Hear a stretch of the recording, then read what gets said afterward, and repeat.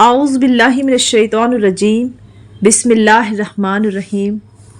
سورہ آل عمران کا ایک مختصر تعارف۔ سورہ آل عمران قرآن کی ترتیب کے اعتبار سے تیسری سورت ہے۔ عمران حضرت مریم علیہ السلام کے والد کا نام ہے اور آل عمران کا مطلب ہے عمران کا خاندان۔ اس سورت کی آیات 33 تا 37 میں اس خاندان کا ذکر آیا ہے، اس لیے اس سورت کا نام سورہ آل عمران ہے۔ اس سورت کے بیشتر حصے اس دور میں نازل ہوئے ہیں جب مسلمان مکہ مکرمہ سے ہجرت کر کے مدینہ منورہ آ چکے تھے، مگر یہاں بھی کفار کے ہاتھوں انہیں بہت سی مشکلات درپیش تھیں۔ سب سے پہلے غزوہ بدر پیش آیا، جس میں اللہ تعالیٰ نے مسلمانوں کو غیر معمولی فتح عطا فرمائی اور کفار قریش کے بڑے بڑے سردار مارے گئے۔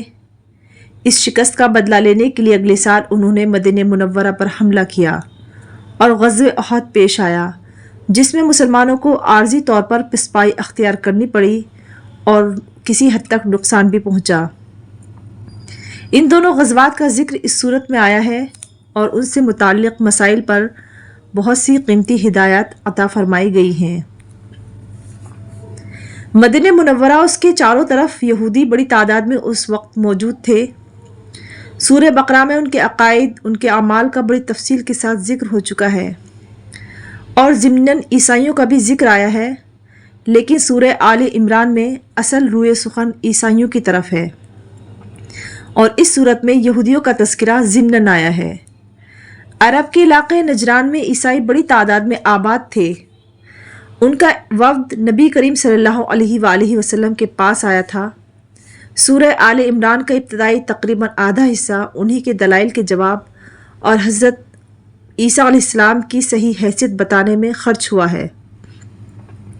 نیز اس صورت میں زکوٰۃ، سود اور جہاد سے متعلق احکام بھی عطا فرمائے گئے ہیں اور صورت کے آخر میں دعوت دی گئی ہے کہ اس کائنات میں پھیلی ہوئی قدرت خداوندی کی نشانیوں پر انسان کو غور کر کے اللہ تعالیٰ کی وحدانیت پر ایمان لانا چاہیے اور ہر حاجت کے لیے اسی کو پکارنا چاہیے۔ یہ تھا سورہ آل عمران کا ایک مختصر تعارف۔ اللہ کی ذات سے امید ہے کہ اس کا ترجمہ تشریح مسلسل پیش کرتی رہوں گی۔ آپ بھی میرے لیے دعائے خیر فرمائیں۔ صدق اللہ العظیم۔